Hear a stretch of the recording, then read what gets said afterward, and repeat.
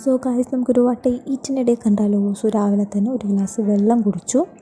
So അത് കഴിഞ്ഞിട്ട് ബ്രേക്ക്ഫാസ്റ്റിന് നമുക്ക് ചപ്പാത്തിയും അതുപോലെ തന്നെ ടൊമാറ്റോ റോസ്റ്റായിരുന്നു. സോ ലഞ്ചിന് ചോറും രസവും പിന്നെ തക്കാളി വഴട്ടിയതും അതുപോലെ തന്നെ ഒരു മുട്ട വറുത്തതും ഉണ്ടായിരുന്നു. അപ്പോൾ ഇതെല്ലാം കൂട്ടി ലഞ്ച് അടിപൊളിയാക്കി. പിന്നെ ഒരു 5 മണിയായപ്പോഴേക്കും കപ്പ വറുത്തത് ഇരിപ്പുണ്ടായിരുന്നു. സോ അത് കഴിച്ചു. പിന്നെ 7 മണിയായപ്പോഴേക്കും നാരങ്ങ വെള്ളം ഉപ്പിട്ട് അത് കുടിച്ചു. പിന്നെ ഡിന്നറിന് മുട്ട ചമ്മന്തിച്ചോറും അതുപോലെ തന്നെ കായപ്പുളിയാണ്. കായപ്പുളി ഇതൊരു രസം പോലത്തെ ഒരു സാധനമാണ്, പക്ഷേ രസമല്ല. അപ്പം അതും മുട്ട ചമ്മന്തിച്ചോറുമായിരുന്നു ഡിന്നർ.